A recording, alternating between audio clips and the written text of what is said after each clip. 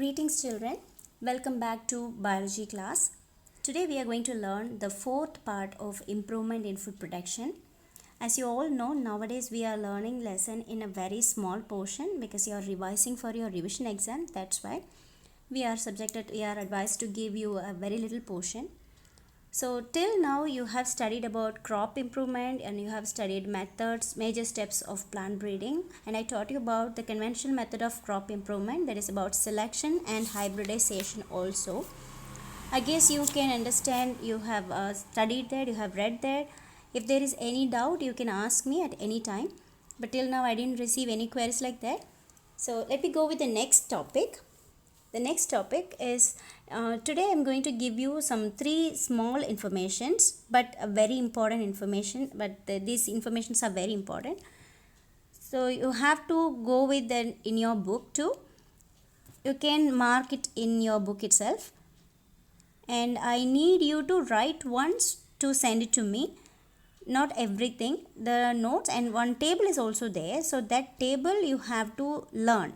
You need to learn that table. That's compulsory to learn that table. Table 1 of this lesson. You have to learn that because most of the 1 marks of this lesson will be from this part. And sometimes like in a year back, this year there is no such exam till we are expecting our exams on July. Last year's question paper, we found this table has given a 2 mark. Okay, so this table is very important. So you have to learn about 7 different plants and their varieties, developed varieties. Okay, so you have to learn that table. Let me go into the class today. Today we are going to learn the plant breeding's developments. So for example, like when we are talking about this entire lesson, we are talking about how to improve the plants, how the crop is being improved, right? So when we are talking about improvement of a plant, it has to meet in all aspects. The development has to be there in all aspects. So when we are talking about the improved variety of a plant, the first prime most important what do we give is its disease resistant ability. Okay, like it happens even in human too, right? When we are talking about a human, when a newborn baby is there, the first important thing what we are giving to a baby is, before giving even the colostrum, they will be advising to give a vaccine. The BCG will be given first. Even before colostrum, they will suggest to give BCG vaccine because a newborn organism is susceptible to get infection. So the same thing you can expect in plants too. And the plants, this is an important concept because in plants you can understand that the pathogens are so specific. Some plants will get most of the diseases and some plants will not be getting that all kind of diseases. Especially wild varieties, they will be free from diseases. So what the people generally think about this is, they will be hybridizing, that's a conventional method. They will be hybridizing that particular plant, the usable plant, with its wild variety so that it will be developing disease resistance ability, so that the plant can survive better when there is a kind of disease. It can resist the disease. It's not surviving over the disease, it's about resisting the disease. So this is the conventional method. Conventionally, people used to go with selection hybridization technique to get a disease resistant variety. But now what we have developed is, there is one more chance to get the disease resistant variety, that is mutation breeding. So this word mutation is not a new word. You know that, you have studied about that. I don't know whether you have completed that lesson mutation in second unit. This mutation, if you have studied that, you can understand what is mutation. Or else I'll tell you what is mutation. Sudden change will be happening in the gene structure. And we know that each and everything is because of gene, right? So when the gene structure is changed, when the gene structure has been changed, then the plant can survive better than how it was before. So this sudden change can be created by some chemicals or by subjecting the plant or seed with to the UV radiation, alpha rays, gamma rays. So any one of this kind of treatment will be given to the particular plant so that the plant can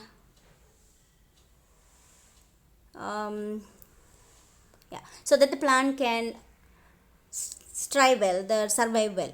So they are called mutagenic agents. Mutagenic agents, there are some mutagenic agents like which is commonly used. There are some chemical mutagenic agents, and also there are some physical agents too. Physical agents in case like gamma rays, UV rays, alpha rays, those sort of agents will be there, which will create mutation in that particular plant, which will be providing the particular gene change. They will be selecting that based on specificity. And there are some chemicals. Chemical mutagenic agents are the very commonly used chemical mutagenic agent is nitrous acid.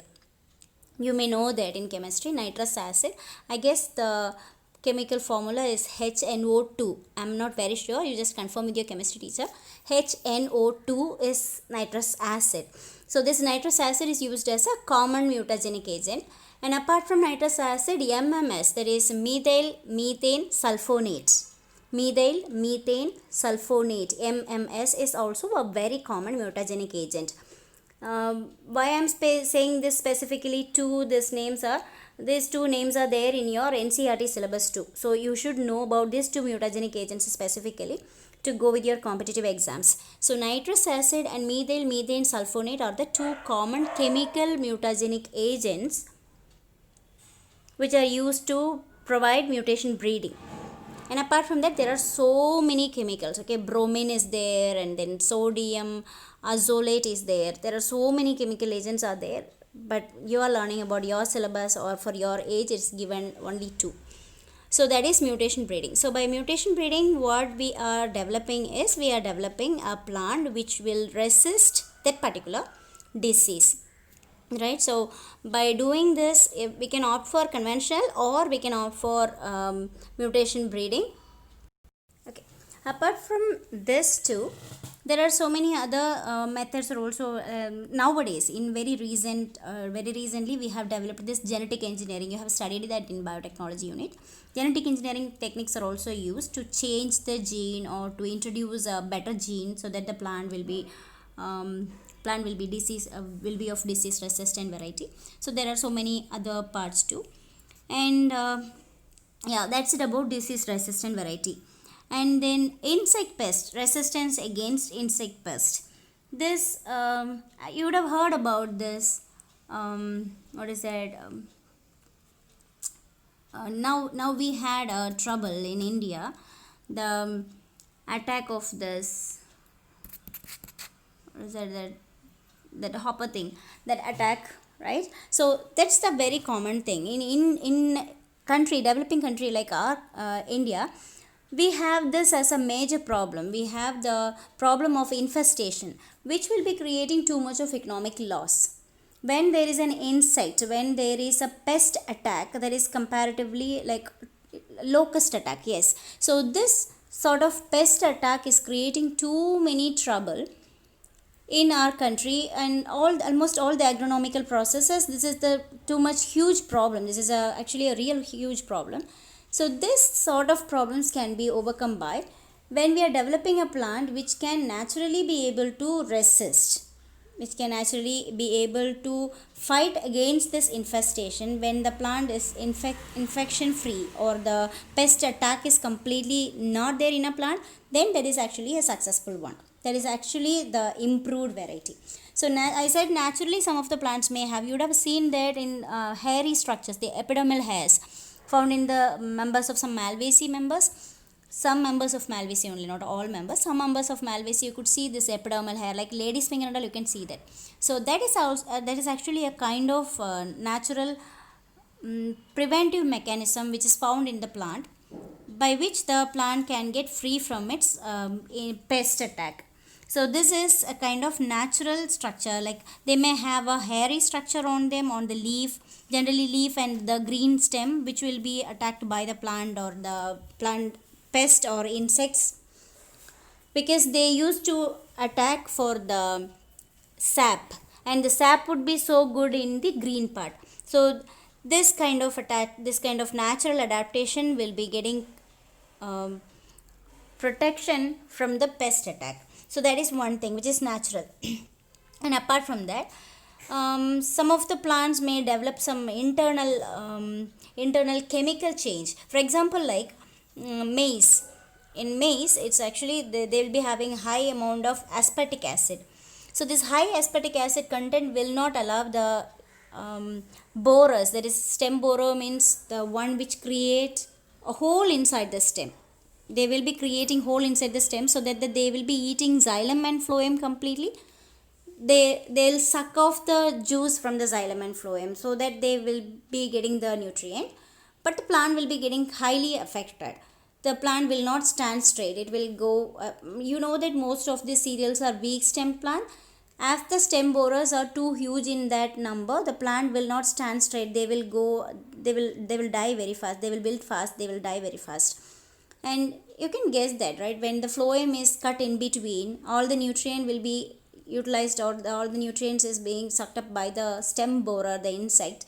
The plant will not get that. They will not be producing any good cereals, quality cereals they will be producing. So that's a kind of problem in maize. So in maize, naturally what they have developed is they will be producing high aspartic acid, and this high aspartic acid content will not allow the stem borer to survive in that. Okay, so the stem borer, they can't survive because of this high aspartic content. And one more thing, they have very low nitrogen content, and sugar content will also be low when compared with other cereals. So the stem borers won't suggest, or the stem borers won't go attack the maize. Instead they will be going with some other like wheat or rice they will go with, because they have high sugar content and high nitrogen also. So they will be going for that particular plant. So these are some of the natural adaptation. So what people or scientists are thinking about is they will be developing this kind of adaptation, and they will be crossing that with their wild variety, or they can go with some mutation breeding or genetic engineering methods to adopt this kind of gene variation. So this is for insect pest. And the next important topic, the high yielding varieties are, there are some examples, I'll tell you that a little later. And the next important technique to develop a better variety is heterosis. Heterosis means it's actually two different plants will be hybridized, not different, they are of the same species. It's a little bit different hybridization. They will be developing a new variety by adding two homozygous inbreds. Homozygous means the gene location will be same, so they are of same species, they are of the same plant. Like maize means two different maize, or wheat means two different wheat. So they will be hybridizing two different plants of the same species, and they will be getting one better variety. Okay, can you understand that? One, like if it is a rice plant, a rice variety, one rice variety will be crossed with another rice variety. So they are like inbreeding only, they are doing the breeding hybridization method only in the same species, so that they will be getting one better variety out of the two. So this is inbreed hybridization, this is heterosis. Heterosis is mainly being done for increasing the vigor nature of the plant. We are developing one hybrid vigor. So this is actually being proposed by Shull, G.H. Shull in 1940, and he is the responsible person to coining this term. He coined this term, and he said about this. This is commonly being used by even us. When we used to do like rose, when it is a weak stemmed one which is growing good, means we will get one highly struggling rose will be crossed with the better growing rose, so that the growth will be good in that another rose too. Okay, so this is a very common technique, but this has been used in most of our vegetable crops, most of our food crops. So in cereals and millets, it has been used in maize, wheat, paddy. Sorghum is nothing but the corn, and bajra and barley. And then vegetable crops, tomato, lady's finger, cabbage, brinjal, cucumber, potato. And then there are so many plants. These are some examples. And oil crops, cotton and sunflower, coconut, this has been used in oil crop category. And in sugar yielding crops, sugar cane and sugar beet. And fruit trees, almost all fruit trees they have practiced. So these are few examples. Actually this work is being going on. This is an already a violent one, but we are learning it as a specific content because it's very common. Heterosis is a very common one. Without knowing the name, we are practicing this. That's it. Okay, so this is to improve the hybrid vigor. That is the only important thing that you need to understand. And this is an inbreeding too. This is not about crossing two different plants to get one. This is an inbreeding process to get one better vigor hybridized product. Okay, so then next you need to know with high yielding varieties example. I already taught you about Sonalika and Kalyan Sona, that is about wheat. And in rice you need to know two different names, Jaya and Ratna. I guess I said about this already. Jaya and Ratna are the example for improved varieties of rice, and Kalyan Sona and Sonalika are the improved varieties of wheat, and both are semi dwarf varieties and which are disease resistant and high yielding too. And in sugarcane, one important thing that you need to know, sugarcane actually there is a kind of sugarcane which will be growing only in North India, that is known as Saccharum barberi. Saccharum barberi is the sugarcane variety which will be growing in North India part, because North India, as it is a little bit drier area, they have little water content, and their sugar they will be doing C4 mechanism, right? Sugarcane, you may know that the C4 cycle will be doing that, so their sugar content will be a little bit lower. As their water availability is also low, their nutrient, the soil quality is also different from South Indian part. So the naturally this barberi, Saccharum barberi will be having low sugar content, the one which is growing in the northern part, barberi, which is having low sugar content. And the one which is naturally growing in our area in the southern part of India will be having Saccharum officinarum, that is having high sugar content. And the stem will also be very thick. But the North Indian sugarcane, the stem will be very thin. They will be very lean. Here the stem thickness would be good, and also they will be having very high sugar content. Okay. So what happened, this plant, this South Indian plant officinarum will not be growing in that North Indian barberi regions, because of the soil quality, because of the water availability, because of the climate. So the method of hybridization works better in this. What they have done is they cross this barberi with officinarum, and the resulted, there are two different kind of chances to get the result. Like they can get the same kind of barberi sort of plant again, or they can get officinarum sort of plant again as a result. The results may vary. Okay, is it because we are talking about physical hybridization, we are talking about external hybridization, we are not going up to gene level. So by physical hybridization, the changes may happen on both the sides, but the good quality one, the one with the thick stem and high sugar content was selected, and again that was being commercialized, that was being made, that was developed, that was raised in a very bulk amount, and that was developed by almost all the areas there. And now even in North India, this Saccharum officinarum sort of plant is being raised. That is not Saccharum officinarum, that is a cross between barberi and officinarum. So now as officinarum kind of sugarcane is growing even in North India too. Okay, so this is one important thing, important achievement of hybridization process.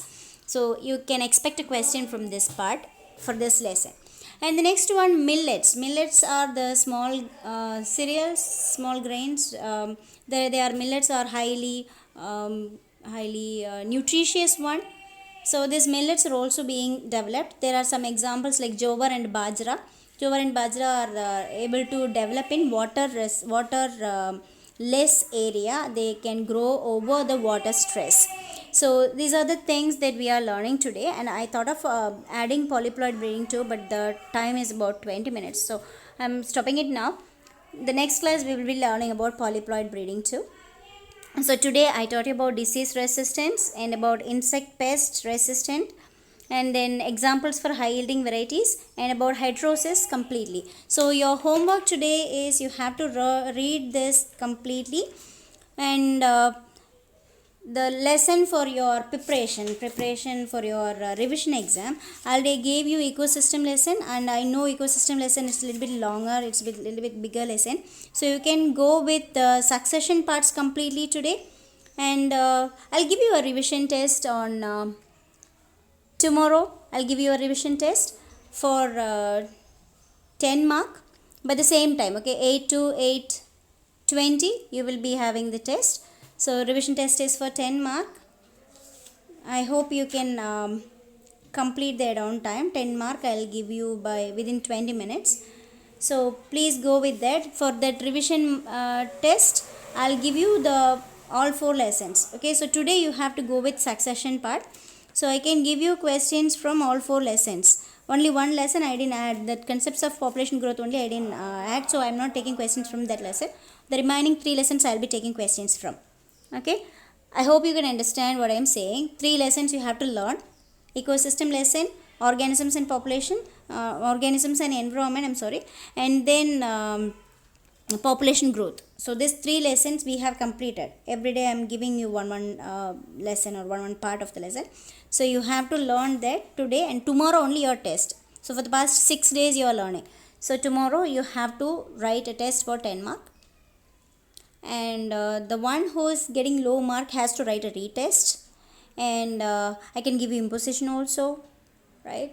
And one more thing, I need to give you an instruction after your